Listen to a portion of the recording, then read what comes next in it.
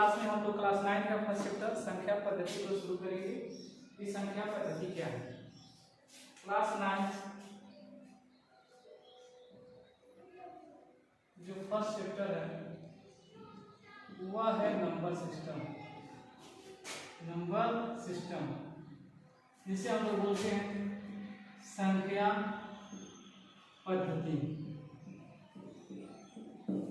आज की क्लास में हम लोग संख्या पद्धति के बारे में जानेंगे कि संख्या पद्धति क्या होता है। देखिए जो संख्या पद्धति होता है, संख्या पद्धति को जानने से पहले हम यह जाने कि जो नंबर से नंबर क्या होता है, जिसे हम लोग संख्या करते हैं। तो जो संख्या होता है it is made by 2 digit.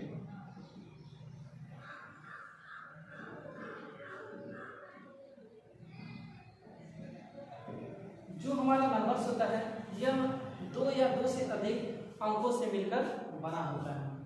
जैसे अगर बात करें कि 1 2 3 4 5 6 7 8 9 ये जितने भी सिंगल होते हैं इसे हम लोग बोलते हैं डिजिट। इसे हम लोग बोलते हैं डिजिट या हम इसे अंक बोलते हैं। जो 2 हो जाते हैं, जिनके पास 2 डिजिट हो जाते हैं, जैसे 1 और 0, ये हमारे क्या हैं, इसे हम बोलते हैं नंबर। इसे हम नंबर बोलेंगे, जिसे हम हिंदी में संख्या कहते हैं। इसे जानने का सबसे आसान तरीका यह है कि अंक क्या होता है, इसे बहुत ही इंपॉर्टेंट है जानना। देखिए अ से अंक होता है और अ से अकेला होता है। अ से अंक और अ से अकेला, यानी कि जो अकेला होता है उसे हम लोग अंक यानी कि डिजिट बोलते हैं। यहाँ पे देखिए 1 अकेला है, 2 अकेला है, 3 अकेला है, 4 अकेला है, 5 अकेला है, 6 अकेला है, 7 8 और 9। यहाँ पे देखिए सब के सब अकेले हैं, इसीलिए इसे हम क्या बोलते हैं, इसे हम डिजिट बोलते हैं। इसे हम डिजिट बोलते हैं। यदि नंबर्स की बात की जाए कि नंबर क्या है, यानी कि संख्या। तो जो संख्या होते हैं, जब यही सिंगल जो डिजिट होते हैं, जब यही सिंगल जो अंक होते हैं, ये सब आपस में जो दोस्ती कर लेते हैं, क्या कर लेते हैं, दोस्ती कर लेते हैं। जब ये दोस्ती कर लेते हैं तो यह एक संख्या का निर्माण करते हैं। किसका निर्माण करते हैं, एक संख्या का निर्माण करते हैं, जिसे हम लोग संख्या बोलते हैं। यानी कि संख्या जब भी होगा उसके पास 2 होंगे। जैसे मान लीजिए मैं सिंगल, मेरा कोई दोस्त आ गया, मेरे साथ रहने लगा। जब तक मैं अकेला था तब तक मैं क्या हूँ, अंक हूँ। क्या हूँ, अंक हूँ, यानी कि डिजिट हूँ। जब मेरा दोस्त मेरे साथ रहने लगा हमेशा 24 घंटा, जब हमारे साथ रहने लगा, तब हम क्या कहेंगे, हम लोग क्या हो गए हैं, नंबर हो गए हैं। क्या हो गए हैं, नंबर हो गए। तो नंबर और अंक सबसे इंपॉर्टेंट था यह जानना कि नंबर्स क्या। तो यह हमारे नंबर्स होते हैं। अब पद्धति क्या है, जिसे हम लोग क्या बोलते हैं, सिस्टम बोलते हैं। तो जो पद्धति होता है, किसी भी नंबर को एक क्रम से रखना है, किसी भी नंबर को एक क्रम में रखना है, क्या कहलाता है, पद्धति कहलाता है, एक सिस्टम कहलाता है। जैसे मान लीजिए अगर मैं, मेरा दोस्त है, तो मेरा दोस्त हाइट में मुझसे बड़ा है और मैं छोटा हूँ, और एक और मेरा दोस्त है उससे भी बड़ा है। तो हम लोग क्या करेंगे, जैसे जब मैं हूँ तो मैं छोटा हूँ तो मैं आगे रहूंगा, मुझसे जो बड़ा है वो मेरे पीछे रहेगा, जो सबसे बड़ा वो सबसे। यह एक क्रम हो गया। इस क्रम को हम लोग क्या बोलते हैं, पद्धति। लेकिन संख्या पद्धति इसलिए कहा गया क्योंकि संख्या को इस सिस्टम में रखा गया, इस क्रम में रखा गया, इसीलिए इसको कहा गया संख्या पद्धति, यानी कि नंबर सिस्टम। समझ आ गया। तो हम लोग आगे नंबर सिस्टम को हम छोड़ के एक कदम आगे की दुनिया में चलते हैं कि भाई नंबर किस असल नंबर सिस्टम को जब हम लोग पढ़ेंगे तो इसके अंदर आने वाले नंबर्स को भी तो पढ़ेंगे भाई। इसके पहले हम लोगों ने पढ़ा था कि नंबर्स होते हैं, टाइप ऑफ नंबर जो होते हैं, हमने बहुत सारे नंबर्स को पढ़ा था। जो नेचुरल नंबर होते हैं, ऑड नंबर होते हैं, इवन नंबर होते हैं, ये बहुत सारे सम संख्या, विषम संख्या, प्राकृत संख्या, पूर्ण संख्या, ये जितने भी नंबर होते हैं हम लोगों ने इसको पढ़ा था। आज की क्लास में हम लोग क्लास 9 का जो फर्स्ट चैप्टर नंबर सिस्टम है उसमें इसे और ही बेहतरीन तरीके से सीखने का कोशिश करते हैं। तो चलिए हम लोग शुरू करते हैं। देखिए यह जो नंबर सिस्टम है यह हमारे लिए बहुत ही इंपॉर्टेंट है। ये क्लास 9 के दृष्टि से ही नहीं बल्कि कॉम्पिटिटिव एग्जाम के दृष्टि से भी ये बहुत ही इंपॉर्टेंट है। इसे हम लोग एक एक करके बहुत ही आसानी से समझेंगे। देखिए यदि नंबर सिस्टम की जब भी बात होती है तो जो फर्स्ट नंबर आता है उसको हम बोलते प्राकृतिक संख्या, प्राकृतिक संख्या, प्राकृतिक संख्या, प्राकृतिक संख्या का मतलब इसे हम इंग्लिश में बोलते हैं नेचुरल नंबर, नेचुरल नंबर बोलते हैं, नेचुरल नंबर। प्राकृतिक संख्या क्या होता है सबसे पहले जानना इसकी जरूरत है। देखिए जो गिनती के रूप में प्रयुक्त किए जाते हैं ऐसे संख्याएं जिसे हम लोग गिनती के रूप में क्या करते हैं, जिसे हम गिनती के रूप में प्रयुक्त करते हैं उसे ही हम लोग क्या करते हैं, प्राकृतिक संख्या करते हैं। जैसे देखिए हम कहें कि 1 2 3 4 5 6 7 8 9 dot dot dot dot infinite. यह इनफाइनाइट का सिंबल होता है जिसका मतलब होता है इसका कोई अंत नहीं है, कहीं भी जा सकता है, इसका कोई अंत नहीं। इसे हम लोग क्या बोलते हैं कि जिसे हम गिनती के रूप में प्रयुक्त करते हैं, इसे जिसे हम वे संख्याएं जिसे हम गिनती के रूप में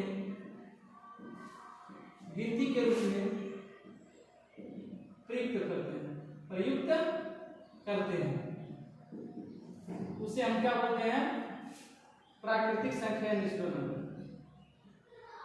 संख्या नेचुरल नंबर बोलते हैं। यह जो प्राकृतिक संख्या होती है इस प्राकृतिक संख्या की यदि बात की जाए कि प्राकृतिक संख्या जो होती है इसमें क्या और भी कुछ चीजें क्या हम उसे समझ सकते हैं या नहीं समझ सकते।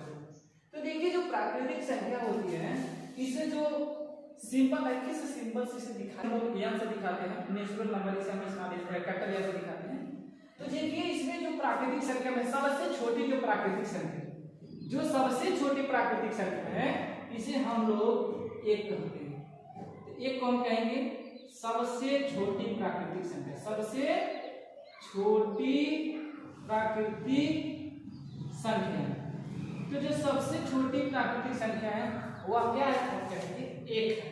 एक ही सबसे छोटी प्राकृतिक संख्या। जैसे अगर कहा जाए कि मेरे दोस्त और जो हमारे जो दोस्त हैं जो हमसे भी बड़े हैं, तो इन तीन में सबसे छोटा कौन, तो मैं। तो ठीक इसी प्रकार से हमारे जो नंबर्स हैं इसमें सबसे छोटा कौन है, तो हम कहेंगे इसमें जो एक है यही सबसे छोटा है, जो एक है यही सबसे छोटा है, इसीलिए एक को हम कहेंगे सबसे छोटी प्राकृतिक संख्या। क्या आपको समझ में आ गया? ठीक, तो आगे चले। ठीक है, चलिए तो आगे चलते हैं। इसके बाद हम लोग समझते हैं कि विषम संख्या क्या होता है, सम संख्या क्या होता है। तो विषम संख्या ऐसी संख्या होती है जिसे हम दो से डिवाइड नहीं कर सकते, यानी कि जो संख्याएं दो से विभाजित नहीं होती है उसे हम लोग क्या करते हैं, विषम संख्या करते हैं, यानी कि ऑड नंबर करते हैं। जैसे देखिए 1 3 5 7 डॉट डॉट डॉट, इस तरह से जो हमारे पास जो नंबर्स होते हैं वह टू से डिवाइड नहीं होते हैं, जिसे हम लोग क्या बोलते हैं, ऑड नंबर बोलते हैं। क्या बोलते हैं, ऑड नंबर बोलते हैं, यानी कि हिंदी में इसे हम लोग बोलते हैं विषम संख्या। हम लोग क्या बोलते हैं, विषम संख्या बोलते हैं। जो किसी से नहीं कर, जो दो से नहीं करते उसे हम क्या बोलते हैं, विषम संख्या बोलते हैं। जो सम संख्या होते हैं, सम संख्या किसे कहते हैं, जो सम संख्या होती है जो दो से डिवाइड हो जाती है, जो दो से कट जाती है, विभाजित हो जाती है, जैसे 2 4 6 8 डाटा डाटा, इस हिसाब से इस अकॉर्डिंग जो भी नंबर्स होते हैं उसे हम लोग बोलते हैं सम संख्या, सम संख्या या इवन नंबर बोलते हैं, इवन नंबर बोलते हैं। समझ आ गया? आगे चले। ठीक, तो इसे हम बोलते हैं सम संख्या जो दो से डिवाइड हो जाती है। अब सबसे इंपॉर्टेंट आता है हमारा जो होल नंबर आता है, कौन सा आता है, होल नंबर। इसे हम लोग पूर्ण संख्या बोलते हैं। कि पूर्ण संख्या क्या होता है, पूर्ण संख्या बहुत ही इंपॉर्टेंट है, इसे जानिए। जो पूर्ण संख्या होता है, जो पूर्ण संख्या होता है जिसे हम लोग होल नंबर बोलते हैं, होल नंबर बोलते हैं। अब ये होल नंबर क्या होता है, बहुत जानना जरूरी है कि होल नंबर क्या होता है। जो होल नंबर्स होते हैं, जो पूर्ण संख्या होते हैं, जब भी किसी प्राकृतिक संख्या के पहले किसे, जब किसी प्राकृतिक संख्या के पहले हम लोग क्या लगाते हैं, जीरो लगा देते हैं, यानी कि शून्य लगा देते हैं, तब उसे हम लोग क्या करते हैं, होल नंबर या पूर्ण संख्या करते हैं। जैसे मान लीजिए कोई हमारे पास 1 2 3 4 5 6 डॉट डॉट डॉट। इस तरह से यदि हमारे पास कोई नेचुरल नंबर है, कोई प्राकृतिक संख्या है, और यदि इसके पहले हम लोग क्या लगा देते हैं, जीरो लगा देते हैं। क्या लगा देते हैं, जीरो या शून्य लगा देते हैं, इसे हम लोग क्या बोलते हैं, इसे हम लोग होल नंबर यानी पूर्ण संख्या बोलते हैं। ठीक है, समझ गया। इस जो होल नंबर है इसमें देखिए जो कैपिटल जो डबल को इसी से हम इसका सिंबल होता है, प्रतीक होता है, इसे हम लोग डबल से दिखा। किसी को कोई दिक्कत? No sir. समझ में आ गया? Yes sir. ठीक है, आगे चलते हैं। जो पूर्ण संख्या है, देखिए यहाँ पे जीरो की बात होती है कि जब किसी भी प्राकृतिक संख्या के पहले जीरो लगता है, ये जीरो होता क्या है, ये जीरो आया कहां से, इसके बारे में थोड़ा सा हम लोग जानते हैं। जो जीरो होता है, जीरो एक समय था जब नंबर्सों का खोज हो रहा था, जितने भी हमारे संख्या है जिनका खोज हो रहा था, तो उस टाइम हमारे एक महान गणितज्ञ थे जिनका नाम था आर्यभट्ट। क्या नाम था? आर्यभट्ट। यह हमारे आर्यभट्ट बहुत ही महान थे। इन्होंने गणित की इतनी बेहतरीन चीज यानी कि शून्य की खोज किया। इन्होंने कहा कि एक टोकरी है, इन्होंने एक टोकरी रखा और कम से कम उसमें इन्होंने 6 या 7 जो है 6 या 7 जो है सेब रख दिए। अब सेब रखे या अंडा रख दिया, अकेला कुछ भी रख के भाई खाना खाने को है। अब हम कहें कि भाई मानसू ऐसा करो बाबू, आप इसको 2 खा लीजिए, 2 अंश खा ले, 2 प्रेम खा ले, 2 निहाल या हर्ष खा ले, कोई भी खा ले, एक एक करके या 2 करके खा ले। तो भाई इसमें कुछ रहेगा? नो सर, खत्म हो गया सबसे सत्ता। अब उन्होंने आर्यभट्ट ने बहुत ही बेहतरीन दिमाग लगाया कि भाई इसमें से एक समय था किसमें भरा था और एक ऐसा समय है जिसमें से सब क्या हो गया, खाली हो गया, सब खा के खत्म कर दिए, ये सब बकलोल सब खा के खत्म कर दिए। तो कहा इसको हम कैसे करेंगे भाई? तब इसने सोच दिमाग लगाया आर्यभट्ट ने कि देखिए जब कुछ नहीं है तो कुछ नहीं का मतलब ऐसे गोला हो गया, इस गोले के अंदर कुछ है? नो सर, नहीं है, तो इसका नाम रख दिया शून्य। क्या नाम रखा? जीरो। क्या नाम रखा? जीरो। तो उस टाइम खोज जब इन्होंने दिमाग लगा दिया कि जीरो, पूरा वर्ल्ड में पूरा तहलका मच गया, भाई जीरो कहां से आ गई, ये क्या है, हम समझ नहीं पा रहे। तब उन्होंने बहुत ही आराम से बताया, देखिए जब आपके पास कोई भी नंबर्स में कोई भी चीज उपलब्ध है और यदि उसमें सभी लोग खा के खत्म कर दीजिए, उसमें कुछ नहीं बचा, तो उसको हम लोग ऐसे दिखाएंगे, इस प्रतीक से दिखाएंगे। इसका यही प्रतीक होगा, इसको हम लोग संकेत यही बोलेंगे, इसी को हम इसकी यही संकेत, ये इसका क्या होगा इंग्लिश में सिंबल। ठीक, तो इसे हम इस तरह से दिखाने लगे जिसका नाम पड़ गया जीरो और उसे हम लोग क्या पढ़ने लगे? शून्य। तो इस तरह से शून्य का खोज। एक कंडीशन आता है कि शून्य क्या है भाई, तो हम कहेंगे शून्य जो होता है, जो हमारा जीरो होता है, यह ना तो पॉजिटिव इंटीजर होता है ना तो नेगेटिव। हम कहेंगे ना तो यह ऋणात्मक पूर्णांक होता है, ना धनात्मक पूर्णांक होता है, और ना ही धनात्मक पूर्णांक होता है, जिसे हम लोग ना तो नेगेटिव इंटीजर बोलते हैं ना ही पॉजिटिव इंटीजर बोलते हैं। समझ आ गया? Yes sir. यहाँ पे किसी को कोई दिक्कत? No sir. चलिए हम आगे चलते हैं। अब जो है कहा जाता है कि जितने भी प्राकृतिक संख्याएं हैं, जितने भी प्राकृतिक संख्या है वो क्या है? पूर्ण संख्या। पूर्ण संख्या। प्राकृतिक संख्या सब क्या है? पूर्ण संख्या। लेकिन क्या जीरो प्राकृतिक संख्या है? हम कह रहे जीरो सब प्राकृतिक संख्या नहीं। यदि जीरो प्राकृतिक संख्या रहता तो क्या हमें पूर्ण संख्या पढ़ने की जरूरत पड़ती? नो सर, नहीं पड़ती। हम लोग उसी में प्राकृतिक संख्या के आगे हम लोग जीरो लगा कर हम उसी को पढ़ते प्राकृतिक संख्या। लेकिन जीरो का कुछ वैल्यू है ना? Yes sir. जीरो की सबसे बहुत विशेष बहुत खास वैल्यू यह है कि जब जीरो को किसी नंबर के आगे, किसी डिजिट के आगे अगर लगाएं तो उसका महत्व कुछ नहीं, जो है उतना ही है। जैसे मान लीजिए 2 है, यदि इसके पहले जीरो लगाएंगे इसका कोई मतलब है? नो सर, नहीं। 2 है तो 2 ही रहेगा। समझ आ गया? इसका पहले मालूम यह है कि भैंस के आगे बिन बजाएंगे तो कोई मतलब रहेगा? No sir. भैंस है तो भैंस ही रहेगा। समझ आ गया? Yes sir. जो भैंस है तो भैंस ही रहेगी, तो इसके आगे जीरो रखे तो कोई मतलब पड़ेगा? नो सर, नहीं पड़ेगा। तो लेकिन यदि यही बिन किसके सामने बजाना है? सांप के सामने। ठीक है, स्नेक के सामने बजाओगे तो क्या करने लगेगा? नाचने लगेगा, डांस करने लगेगा। समझ आ गया? इसीलिए जब इसी जीरो को हम कहाँ भेज दें? इसके पीछे क्या हो जाएगी? बढ़ जाएगी। जीरो का मतलब समझ आ गया? बिन का मतलब समझ में आ गया? भैंस के आगे बजाएंगे तो कोई प्रभाव नहीं पड़ेगा, लेकिन वही यदि किसी नागिन के आगे बजाएंगे या नाग के आगे तो उसका बहुत ज्यादा महत्व पड़ेगा। अब जीरो प्लस हो गया यस सर। इसीलिए इसको हम लोग कहते हैं पूर्ण संख्या बोलते हैं। ठीक है ना? Yes sir. अब इंटीजर की बात करें कि इंटीजर क्या होता है। इंटीजर में होता है पूर्णांक। पूर्णांक तो बहुत जरूरी यहाँ पे। अब हम लोग बात करते हैं कि सर जो इंटीजर्स होते हैं क्या होते हैं। इंटीजर्स इट्स मीन पूर्णांक। पूर्णांक को हम लोग क्या बोलते हैं? इंटीजर। इंटीजर बोलते हैं। पूर्णांक क्या होते हैं? तो हम कहेंगे जो प्राकृतिक संख्याएं होती हैं, यदि प्राकृतिक संख्याएं में जीरो के साथ, यदि किसी प्राकृतिक संख्या में जीरो हो और उसके साथ ऋणात्मक वैल्यू हो, जैसे जीरो है यस सर। इसके साथ एक तो प्लस में होता है, प्लस 2 प्लस 3 प्लस 3 प्लस 4 इधर आएंगे तो माइनस 2 माइनस 3 तो इस तरह से यानी कि जिसमें जीरो भी हो और प्लस यानी कि प्राकृतिक संख्या वाला भी हो और माइनस हो, जिसके साथ प्लस माइनस के साथ जीरो होता है वही हमारा क्या होता है? पूर्णांक।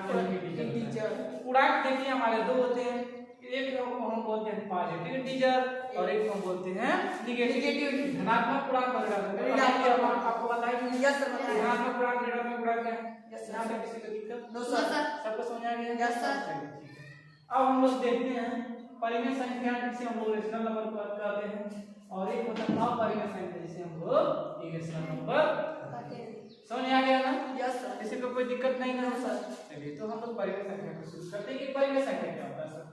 देखिए जो परिमेय संख्या होता है, परिमेय संख्या हमारे एग्जाम में कॉम्पिटिटिव एग्जाम में भी पाओगे इस क्वेश्चन आता है। ठीक है, तो वो ध्यान से समझिएगा। जो परिमेय संख्या होता है जिसे हम लोग बोलते हैं रेशनल नंबर। रेशनल नंबर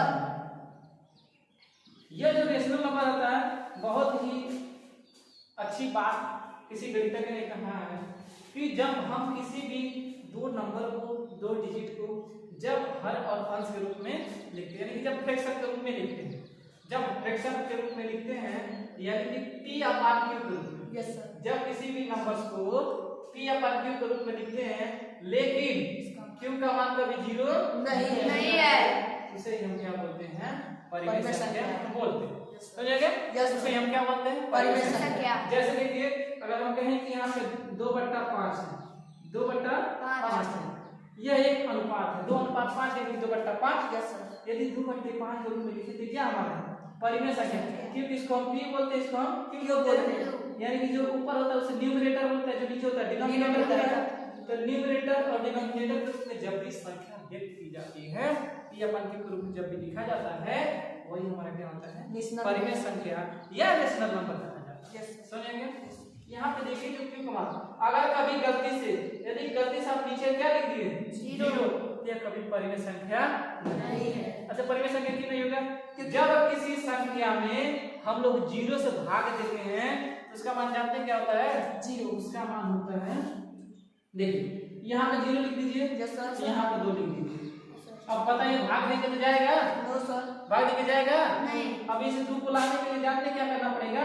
हम यहाँ से इनफाइनाइट कर देंगे, तब यहाँ पे 2 आएगा तब यह कर देगा। यानी कि हम कहें जब भी किसी नंबर से कभी डिजिट में यदि हम जीरो से भाग देते हैं, डिवाइड करते हैं, उसका मान क्या होता है? इनफाइनाइट। क्या होता है? इनफाइनाइट होता है। यही कारण होता है कि इनफाइनाइट क्या होता है? एक अपरिमेय संख्या होता है, अपरिमेय संख्या होता है, जिसे हम लोग इरेशनल नंबर कहते हैं। समझा गया? लेकिन आप बताइए किन्हीं दो संख्याओं के बीच परिमेय संख्या कैसे फाइंड आउट करते हैं? तो यहाँ पे हमारा जो एग्जाम्पल आता है, जो हमारा एग्जाम्पल आता है वो क्या है? तो देखिए अगर हम कहें 2 और 5 के बीच, 2 और 5 के बीच परिमेय संख्या कहते हैं, परिमेय संख्या कहते हैं। जब ऐसा कंडीशन आपके पास आ जाता है तो आप क्या करेंगे और कैसे करेंगे? देखिए जब दो संख्या के बीच हमको परिमेय संख्या ज्ञात करना हो, क्या करना हो? परिमेय संख्या यानी कि रेशनल नंबर फाइंड आउट करना हो, तो हम कैसे करते हैं? देखिए जब इस तरह की कंडीशन आता है तो हम दोनों को क्या करते हैं? ऐड कर देते हैं। दोनों को हम क्या करते हैं? ऐड कर देते हैं और 2 से क्या करते हैं? डिवाइड कर देते हैं। यानी कि 5 2 7 हो जाएगा और 7/2 हो जाएगा। ये हमारा क्या हो जाएगा? परिमेय संख्या हो जाएगा। किसके किसके बीच के? तो 2 और 5 के बीच के परिमेय संख्या हो जाएगा। ठीक है? यस। आपको समझ आ रहा है सर? 2 और 5 की परिमेय संख्या। आप कहेंगे सर परिमेय संख्या तो हम P/Q के रूप में लिखते हैं। Yes sir. आपको पता होना चाहिए कि जिसके नीचे कुछ नहीं उसके नीचे क्या होता है? एक होता है और जब एक है तो हमारा परिमेय संख्या है ये। Yes sir. इसीलिए P/Q के रूप में हो गए, इसे परिमेय संख्या कहते हैं। यहाँ भी P/Q के रूप में इसे हम परिमेय संख्या कहते हैं। अगर सर 6 और 7 के बीच परिमेय संख्या ज्ञात करना है, यदि आपको 6 और 7 के बीच में निकालना है, 6 और 7 के बीच निकालना, दोनों को जोड़ दीजिए तो 7 से 13 हो जाएगा और इसमें 2 से भाग कर दीजिए तो क्या हो गया? 6 और 7 में जो परिमेय संख्या आ गया वो कौन सा हो गया? 3/2। समझ आ गया? Yes sir. किसी कोई दिक्कत? No sir. आगे चले? Yes sir. चलिए ठीक है, हम आगे चलते हैं। अब ऐसी एक कंडीशन यह कहता है यदि 2 और 5 के बीच 4 परिमेय संख्या, 5 परिमेय संख्या, 10 परिमेय संख्या, 9 परिमेय संख्या, इस तरह से क्वेश्चन जब पूछता है तो हम उसे कैसे सॉल्व करते हैं? जैसे मान लीजिए यही हमारे पास संख्या है और इसमें यदि कह दे कि इसके बीच आप लोग फाइंड आउट करिए 4 परिमेय संख्या। कितने? 4 परिमेय संख्या। इसे हम कैसे फाइंड आउट करते हैं? ठीक है, तो देखिए जो 2 और 5 के बीच जो परिमेय संख्या है इसके लिए एक कंडीशन ये होता है, इसका एक शर्त है। किसका? रेशनल नंबर का या परिमेय संख्या का यह शर्त क्या है? यह कहता है कि यह हम x इसको x मानते हैं, इसको हम क्या मानते हैं? y। लेकिन एक कंडीशन होता है y का मान हमेशा क्या होना चाहिए? तो बड़ा। क्या होना चाहिए? बड़ा। यह कंडीशन कहता है y का मान हमेशा किससे होना चाहिए? x से। ठीक? Yes sir. यानी कि हमेशा y का मान बड़ा होना चाहिए। जब ये बड़ा रहेगा तभी हमारा एक फार्मूला निकल के आता है जिसे हम कहते हैं y माइनस x अपान x प्लस 1। यह जो मान होता है किसके मान होता है? तो d के मान के बराबर होता है। Yes sir. समझ आ गया? Yes sir. यहाँ हम y में से घटाते हैं x को और जो यह होता है यह नंबर आप होता है कितना आपको फाइंड आउट कितना निकालना है। जैसे 4 निकालना है तो यह का मान 4, 5 निकालना है यह का मान 5, 6 निकालना है यह का मान 7 निकालना है यह का मान 7। समझेंगे? तो अब देखिए इसे हम निकाल लेते हैं इस तरह से कि यहाँ पे जो नंबर्स होते हैं इसे हम लिखेंगे y का मान 5 है तो 5 माइनस 2 करेंगे और यहाँ पे बट्टा हम क्या करेंगे? m प्लस 1 यानी कि 4 5। तो हम यहाँ से निकालेंगे तो जाएगा क्या? 3/5 जाएगा। तो 3/5 क्या आ जाएगा? अभी तक 3/5 लेके Yes, sir. फाइंड आउट करना है, 4 निकालना है। Yes, sir. इसके लिए हम देखिए क्या आता है। कहता है कि x प्लस d फर्स्ट निकल गया, x प्लस 2d और x प्लस 3d ये हमारे निकल के आ गए हैं। तो अब इसका मान हम निकालेंगे तो x का मान कितना है? हम कहेंगे सर 2 है प्लस यहाँ पे देखिए 3/5 है d का मान तो 3/5 है 3/5 है। तो इसे जब सॉल्व करेंगे तो 5 गुना 10 13/5 तो पहला हमारा निकल गया था 3/5, दूसरा गया हमारा 13/5। तीसरा फाइंड आउट करना है तब कहेंगे सर 2 है प्लस 2 लीजिए d का मान कहाँ पर है? तो d का मान 3/5 है तो 3/5 करेंगे। अब यहाँ पे देखिए इसको करेंगे तो 3 गुना 6 हो जाएगा तो 2 प्लस 6/5 हो जाएगा। इसे हम करेंगे तो 5 गुना 10 है 16/5। ये हमारा दूसरा रेशनल नंबर के लिए तीसरा आ गया। चौथा अगर बात करें क्या होगा? हम कहेंगे 2 प्लस यहाँ पे करेंगे तो 3 इंटू 3/5 करेंगे 2 प्लस 3 का 9/5। इसे जब हम करेंगे तो 5 में 10 और 10 9 19/5। तो हमारे 4 निकल के आ गए रेशनल नंबर। जो हमारा पहला हो गया उसे हम कहेंगे 3/5, जो आगे दूसरा हो गया उसे हम कहेंगे 13/5, 16/5, 19/5 और 19/5। इनके खत्म हो गया है, इसे हम लोग फिल करते हैं। समझ आ गया? Yes sir. इस तरह से हम रेशनल नंबर फाइंड आउट करते हैं। समझ आ गया? Yes sir. अब हम लोग आगे देखते हैं कि और भी कोई एग्जांपल है उसे हम कैसे करेंगे। तो चलिए हम लोग नेक्स्ट क्वेश्चन पे देखते हैं। देखिए जैसे मान लीजिए हमारे पास और भी क्वेश्चन हैं कि एक हमारे पास क्वेश्चन है,